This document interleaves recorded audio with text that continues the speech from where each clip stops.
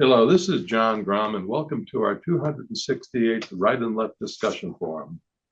We hold our televised discussions twice monthly to demonstrate the value of civil, productive, open-minded political dialogue. Today, our panel will discuss the broad-ranging topic of immigration in the United States. Leading off our conversation is Patty Haskins, retired math teacher at Wadsworth Senior High, followed by Mike Reese of Howard Hanna Real Estate, then Bryan Laubaugh, president of R&B Financial Services, and finally, Susan Hanlon, retired dean of the College of Business at the University of Akron. Patty, I hope my question to you isn't too much of a surprise, but the more I thought about this topic, the more broad-ranging and more complicated it is, and we can't possibly address them all. So why don't you just share your thoughts on immigration and deportation with us? Immigration has been a major part of this country for, since its beginning. In colonial times, we had indentured servants. Immigrants would come into the country, and businesses here in the United States at that time would pay the ship's owners to bring these immigrants over, and then they would work as indentured servants. After that, there were different types of systems, such as quota systems, set up to limit the number of people coming from certain countries. We had cases in the 1800s when different ethnicities were completely banned. There was a big movement in the 1800s to ban the Japanese and the Chinese. Our immigration policies have not gone without their stains. I think one of the biggest was prior to World War II, the number of Jewish asylum seekers were turned away. There were cases where entire boatloads, hundreds and hundreds and hundreds of Jewish refugees that were trying to escape Nazis and the persecution against the Jews, and this country simply turned those ships around and refused to take them. That was due, to a couple of reasons. There was really a rather large anti-Semitic movement within the United States at that time, which did not want Jewish people coming into the United States. And two, the fact that the United States was desperately trying to stay out of World War II and didn't want to rile any of the powers that be in Europe by taking in the Jewish refugees. Now, I think that's a stain. The quota system, which was used for a long time, I think was removed by, I'm trying to think, was it 1965, if I'm not mistaken? And so we no longer have that. However, there have been a great many changes within the immigration system and how we are taking immigrants into the country. And the only thing that I can see is that it presently is not working. We have a border that, for want of a better word, I guess I would say was neglected for a good 4 years and was allowed to be overrun with immigrants. However, we also have a lack of what I would consider humanitarian ways for immigrants to come into the country. At the present time, you can't even seek asylum within this country.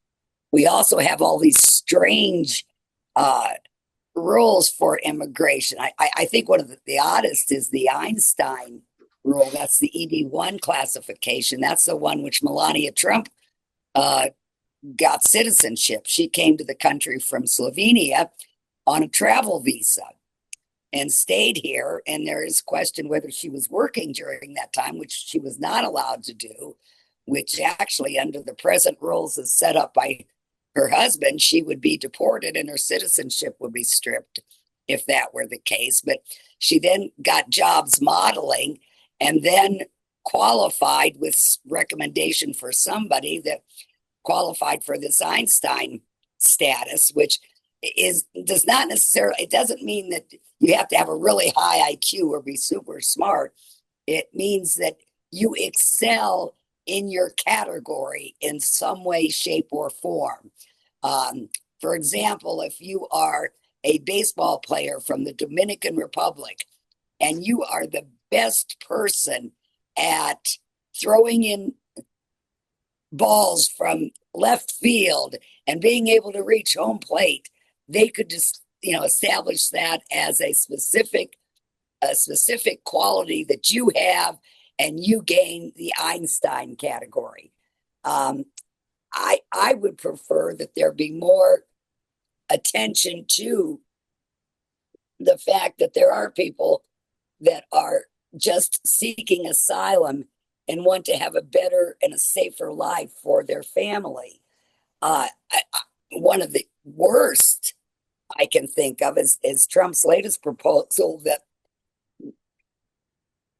he has this golden visa now that you can purchase. What is it, $10 million? So once again, if you're rich enough, you can get into the country. But if you're poor and just trying to save your family and yourself, that's not so much the case. You can get it legally, though. You could get, well, it's really hard to get in legally. And very honestly, they keep saying go back to your country and come in legal. It'll take 10 years to do that, which is a problem.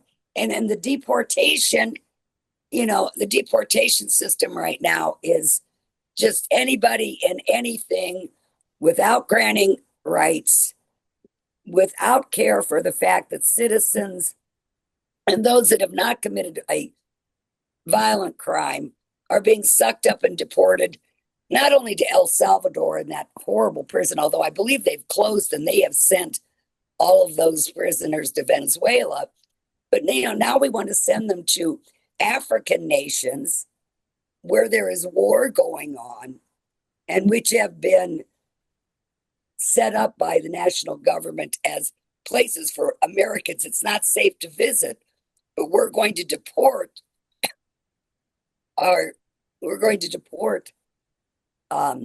natives of that country. No, they're not even natives of that country. They're just sending people. They're looking for other countries to send people to. Libya is one of them they're sending them to. And, they're not from that country. It's just that, okay, El Salvador is not going to take them now, so we'll send them to Libya. Anybody else that can take our visitors. And, the problem is once they're out of the country, you can't get them back.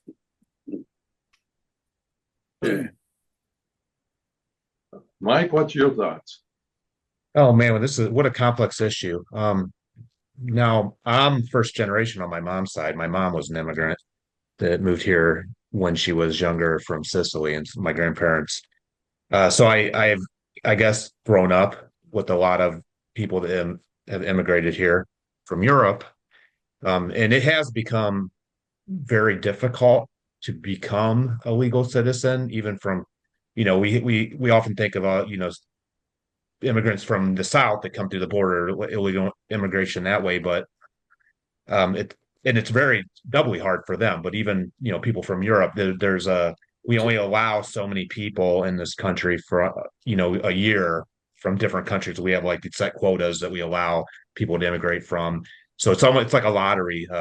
I'll give you an example. I have a cousin that wanted to move here, and he ended up not, because they basically were like, you go back to Italy, you go to the embassy, you apply, and they put you in a lottery. So you might get a call one day.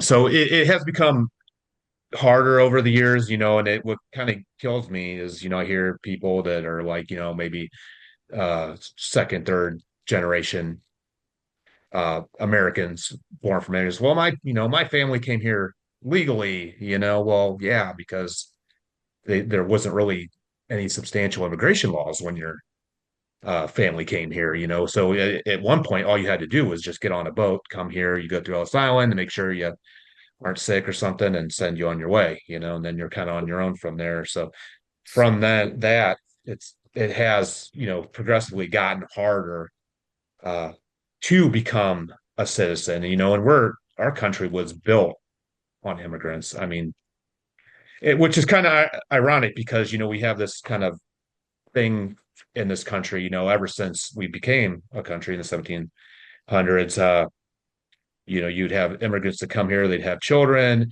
and those children, that generation becomes like nativists or like, well, we're here, but we don't want you here, which has Yeah, become kind of an issue since then, unless it's something beneficial. And I know from Ohio history, uh, a lot of Irish immigrants came when they were building the canals. And then it got to a point where so many Irish immigrants here, people were like, no, we don't want any more. So they put a stop to that. And kind of the same thing with Italian immigrants. A lot of them came in the early 1900s, and it kind of got overwhelming. And people were like, okay, now we need new immigration laws to keep these guys from coming in, and so on and so forth. So it just has become progressively difficult to become a citizen. Um, Now, as far as today, we're dealing with, we have a lot of countries south of us that they're in bad shape. Things are dangerous. There's a lot going on, and people want to escape that, so they're bringing their families. And along with all that, you're getting some less desirable people coming in with them, of course, people that maybe are in trouble in their country, so they're getting out, and coming here. And we obviously that becomes a problem too. Um, so we kind of have to institute these blanket policies. It's like you we're just rounding everybody up. So regardless of if you're just trying to have a good life or escape something, we're not really separating those cases out anymore. It's just like round everybody up. If you're illegally, you're out. You know. Um, and I think that most people would agree, even in my party would agree that you have to have some kind of control on the border. You just can't let everybody in and don't know who's who, and everybody's kind of undocumented, and you don't know. Like you can't, if something happens and a crime does happen, then how do you find this person because they have no way to find them. So I think that that is an issue. I think that we need a better system, for how we allow people in, but it's kind of what this administration is like. We're not letting anybody in. I mean, they're even trying to revoke people with legal status. It's like, we're revoking student visas, people that come here to learn. And it's always been a thing where, yeah, people from other countries come to our universities to learn, but then we also send people to outside the country to learn. And that's a beneficial for everybody, for the world, for people to understand each other. And they've put a tamper on that a lot of times, counter to what the courts are saying. So they just defy court orders and say, oh, yeah, well, do something about it. yeah. Um, I think which that is, immigration laws change with whatever's popular in oh, politics. oh yeah, absolutely, absolutely. So yeah, it's going to be slightly different from president to president. Under Obama, for instance, before the Trump administration, um, he actually removed a lot of illegal immigrants, up to 3 million illegal immigrants, but they also were just focused mainly on removing people with criminal records. And the stats I found is up to 90% of the people that he removed, people with criminal records that were people that snuck in here that were doing harm. And I think we could all agree with that. If you're in here illegal, you're causing problems, you're gone, you know. But now we're restricting people that are applying for asylum, people that legitimately need help. And I always thought, growing up, America, we're not the bully. We're, somebody that protects people from the bullies. But we've kind of gone from being that to being the bullies. Yeah. And that doesn't sit right with me. So, um, they've tried to end birthright citizenship, which has been a thing since day one. They suspended approved people that were already proved to be refugees have been suspended and revoked, revoking student visas. They've also revoked the sensitive locations policy, which just means they can now, go into churches, go into schools, and which is, to me, insane. It's places of refuge. They use the Alien Enemies Act to deport to other countries, whether those people are from there or not. Um, whether they have a criminal record or not. And Patty talked about that prison in South America. The first thing they tell you when you get there is you're never leaving. So, if you didn't even really do anything other than you came into our country illegally, which is a misdemeanor, they're sending you to a prison. Well, you might never ever leave, and you have no criminal record, nothing. You're separated from your family, and that's not right either. Well, So, that's of course half the story, and maybe we can get the rest of it from Bryan. yeah. What are your thoughts, Bryan? Well, there's a lot to unpack, and I'm not sure I want to start at the very beginning with coming across Ellis Island, because obviously laws have changed. We have a problem, and that problem was exacerbated when the last president let basically anybody and everybody come into this country. The latest numbers were almost 11 million people came here to this country illegally. They were given a pass on their phone. They were given a website to go to, which helped them get all the services they needed. They basically, we did not have a border for 4 years. So this problem grew almost exponentially over that 4-year period. So when we compare what the current administration is doing to what the past administration was doing, it looks terrible. Oh my gosh, we're sending people back. We want people to go through the normal course to come here legally. Before, but with past presidents, Mr. Obama, Mr.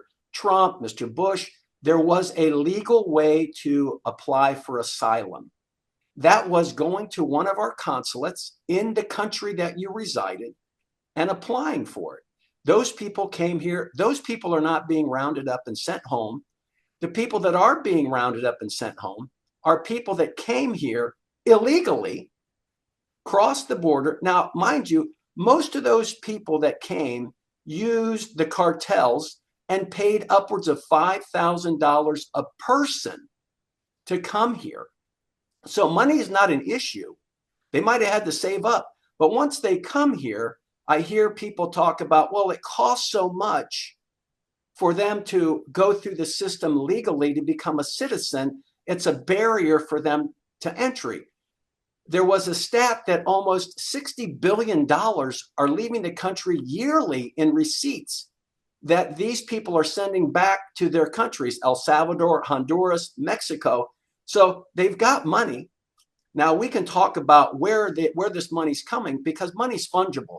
If I don't have to pay for my health care and my rent is subsidized and I'm getting food stamps and I've got an extra $200 a month, I'm going to send that back to my mom or my dad or my brother in El Salvador, Honduras, or Mexico. So $60 billion leaves this country on an annual basis, which could be used for that, which could be used to apply. Now, I've had personal experience. I have a client. I've had several friends that were from Canada. One was from Mexico. They went through the process. They're citizens. It took a little while, but all in all, it probably cost in the neighborhood over that, I think it was like a 7-year period, it cost about $6,000. So they hired an attorney, an immigration attorney. Now we can argue how the system is. It should be free or however it is. None of them got in trouble while they were here, maybe a speeding ticket. None of them shoplifted. None of them beat up their wife. None of them robbed the store. They were good people. They got citizenship. They raised their right hand. They took the oath. They pledged allegiance. They're here. They're never going to be removed. That's How the did they get system into that I the believe country in in. the first Okay. place, Bryan? I'm sorry. How did they get into the country in the first place? I mean, One did they came- spend the 6 years here? No, I'm one asking. came here. One came here, was married, got married to a U.S. citizen, has had a green card. The other one was brought here by a company and has worked here for probably 20 years. Decided that they didn't want to be Canadian citizens anymore. And every year they went through the process. The funny thing was, they went back to visit their family. I got a call, and this was several years ago, were detained at the border. And I had to identify that they actually were who they were, So that happens. That happens. The system obviously is broken. We can fix the system, but we cannot go with this total amnesty. We just can't say, hey, you've been here for 20 years. We're just going to turn a blind eye, because that diminishes those people that did it right. And I think the people that have done it right are a little bit upset that these people that haven't done it right are want sort of the mulligan. Everybody's supposed to turn a blind eye and say, oh, well, this, that, or the other. I will say this. The people that were sent to that prison in El Salvador were all criminals. Mm-hmm. Okay. All of them were criminals. And I watched that special, and El Salvador put up that prison because they wanted to get rid of just these gangs and these cartels that were running El Salvador, and they put them in that prison. So there was nobody put in that prison.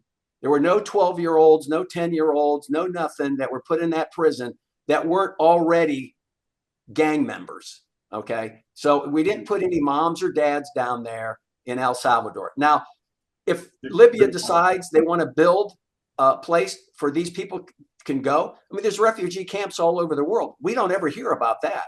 We don't hear about the refugee camps in Egypt, the refugee camps in Israel, the refugee camps all over the world where people go and live there for years to get into a particular country.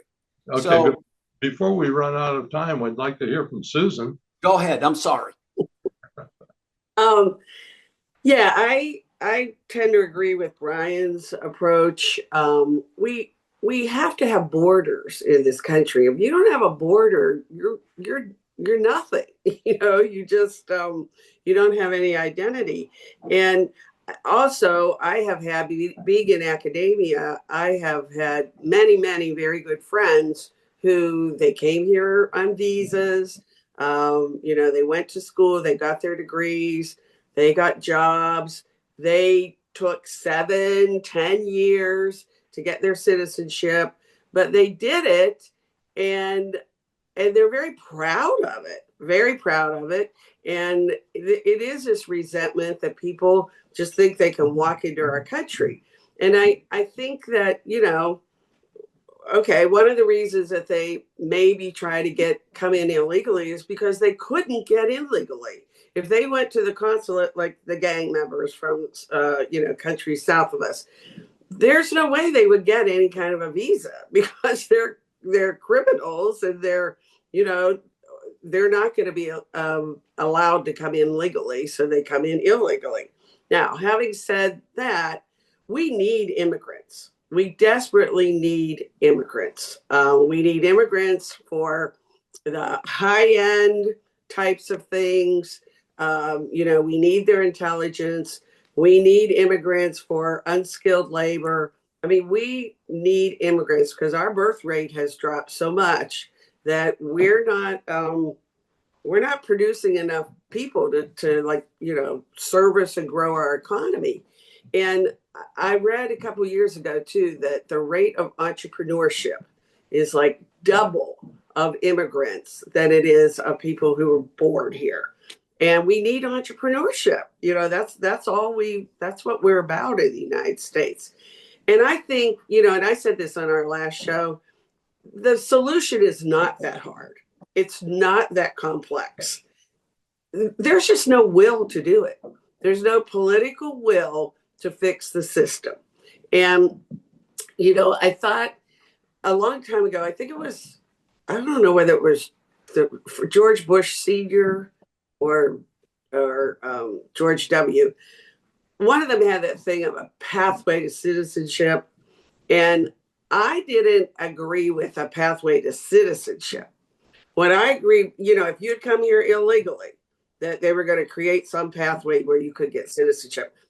I think there should be a pathway to legal status.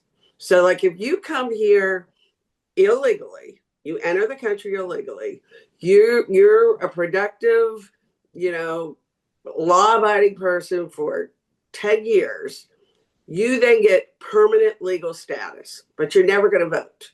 You're never going to be a citizen because you came here illegally. But we need to figure out ways to let people stay here legally and and get what they want from the United States. Well, they're not going to be able to vote, but they would have to do, they would have the choice. No, well, no, they wouldn't. If they came here illegally, you're not ever going to be a citizen, but you can stay. I think that's a good idea, Susan. Patty, if you don't mind, I made a few notes of my own. Oh, go ahead. I'd like to share on what the immigration process should be like. Immigration should be beneficial to both the immigrant and the receiving country. It should be an orderly, disciplined, timely process. Immigration should be applied for the same as education and employment. Immigrants should be able to display an ability and a willingness to become a productive citizen. Any immigrant should be assisted in returning to their home country or another country of their choice if they cannot or will not adjust to their new home. Assistance should be given to new immigrants to learn their language, customs, availability, and requirements of employment. And my feeling is that both the immigrant and the receiving country should understand those regulations. Okay, Patty, what's your thought? Well, I was just going to say, I liked what Susan said, and I like what you said, John. I think all of that. The point is, though, we as a country seem to have lost, in some cases, our empathy towards the immigrant and the status that they're in. And the fact that what we have seen in the last 6 months is that we have armed militia, basically, whether it be National Guard, whether it be ICE agents, whether it be Marines from Camp Pendleton, going into areas and just taking people and rooting them off the streets. And although, Bryan, you can smirk all you want. I want to push back on that because I'm old enough to remember Bill Clinton sending in a SWAT team to take a little boy out of the arms of his dad to send him back to Cuba. Now, what is different is, and Patty mentioned this, what we're seeing from the media are these snippets, and people are saying this is happening all the time. Nobody was following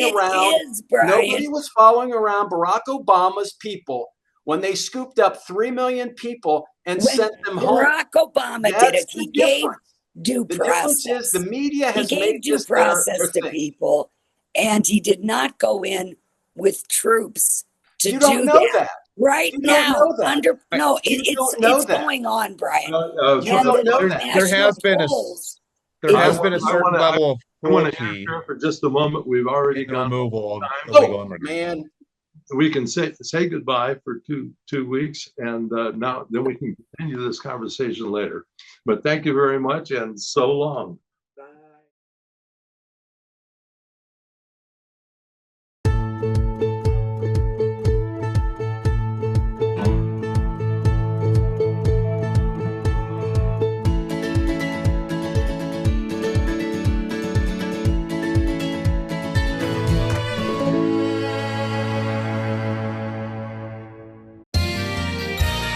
You are watching WCTV, Wadsworth Community Television.